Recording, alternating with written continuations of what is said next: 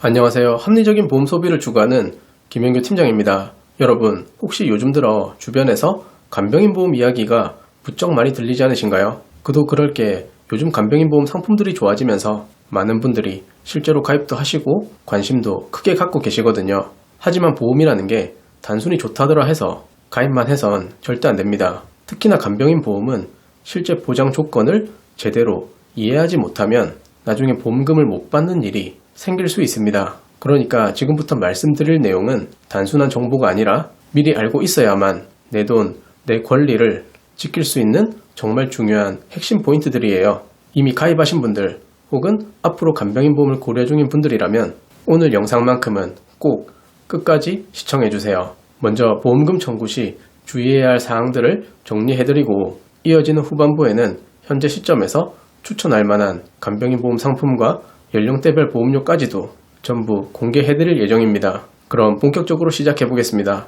우선 2025년 4월 9일 금융감독원이 발표한 간병인 보험 관련 주요 민원 사례로 알아보는 소비자 유의사항 보도자료 내용을 살펴볼게요. 이 자료에 따르면 현재 우리나라는 고령화와 함께 사적 간병비 부담이 지속적으로 커지고 있는 상황입니다.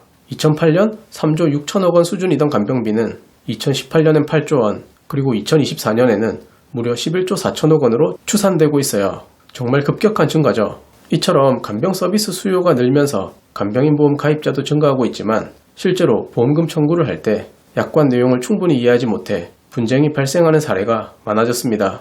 그래서 금융감독원에서는 보험 가입자들이 간병인의 정의, 보험금 지급 요건, 부지급 사유 등을 꼭 숙지해야 한다고 강조하고 있는 겁니다. 그럼 실제 민원 사례를 하나 들어볼게요. 어떤 분이 골절로 입원하면서 민간 업체를 통해 간병인을 이용했고 그에 대한 일당 보험금을 청구했습니다. 그런데 보험사는 실제로 비용을 지불한 내역이 확인되지 않는다.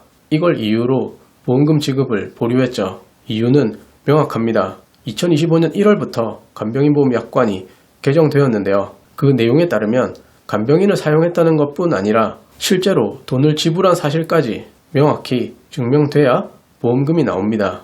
그리고 중요한 부분 하나 더, 간병 서비스를 제공한 업체가 직업안정법상 직업소개사업자로 등록된 정식 업체여야 인정된다는 점도 기억해 두셔야 해요. 보험사는 간병인 사용 계약서, 간병 활동 확인서, 간호 기록지 같은 서류도 필요에 따라 추가로 요구할 수 있습니다. 즉 실제로 간병을 받았다는 사실을 증명할 수 있는 모든 자료를 철저하게 남겨두는 게 핵심입니다. 요즘은 가족이 간병을 해줘도 보장을 받을 수 있는 간병인 상품들이 있습니다. 그래서 우리 어머니 혹은 자녀가 직접 간병했는데요? 라고 하시는 분들도 계시는데요. 여기서도 중요한 조건은 유상 간병이라는 사실이 입증돼야 한다는 점입니다. 즉 카드 전표나 영수증이 없더라도 그게 계좌이체 내역 등으로 확인돼야 보험금이 지급되는 구조입니다. 간단히 말해 가족이니까 알아서 해줬다는 식의 간병은 보험에서 인정되지 않는다는 거죠. 간병 기간, 비용, 지불 수단 모두 기록으로 남겨두셔야 문제가 생기지 않습니다. 자, 다음으로 굉장히 중요한 또 하나의 포인트, 바로 보험 약관에서 직접적인 치료 목적이라는 문구가 있는지 여부입니다. 어떤 보험사는 질병의 직접적인 치료 목적의 입원에 대해서 보장한다고 명시되어 있고 또 어떤 보험사는 그 문구 자체가 없어요. 이 차이가 왜 중요하냐면요.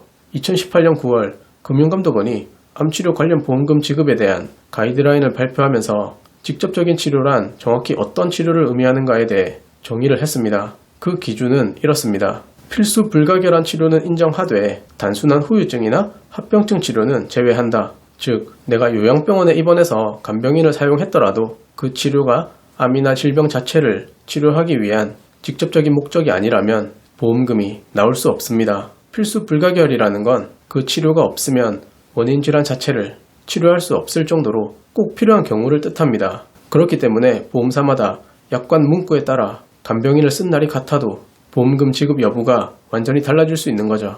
그래서 저는 단순히 보험료만 비교해드리는 게 아니라 각 보험사의 약관까지 꼼꼼하게 분석해서 실제로 도움이 되는 간병인 보험 플랜을 설계해드리고 있습니다. 이제 실제 추천 설계안을 보여드리겠습니다. 구성은 이렇게 됩니다. 일반 병원 입원 시 간병인 사용 1당 하루 15만원 보장, 요양병원 입원 시 하루 최대 6만원까지 보장, 간호간병 통합서비스 병동에서는 전문 간호사 간병 시 7만원 지급, 특히 요양병원 관련해서 대부분의 상품들이 181일 이상은 보장이 끊기는 경우가 많은데 이 상품은 180일 초과 시점에도 계속 동일하게 6만원을 보장한다는 점이 차별화 포인트입니다. 그리고 일부 상품은 요양병원 내 공동 간병 체계를 보장하지 않는다는 약관 조건이 있습니다. 이런 세부 조건까지 반드시 확인하셔야 돼요.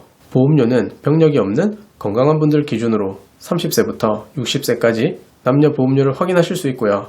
10년 이내 수술이나 입원, 5년 내 정기치료 이력이 없다면 지금 보시는 금액대로 가입이 가능하십니다. 반면 당뇨, 고혈압, 고지혈증 등 만성질환 이력이 있으신 분들의 경우에 간편심사 상품으로 30세부터 65세까지 보험료를 따로 안내해드리고 있습니다.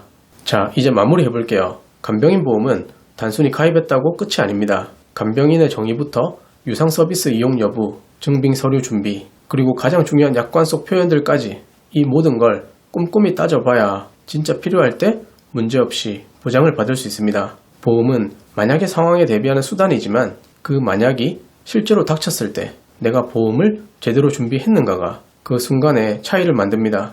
그래서 저는 항상 말씀드립니다. 좋은 보험을 고르는 것보다 더 중요한 건 그 보험을 제대로 알고 준비하는 것이라고요.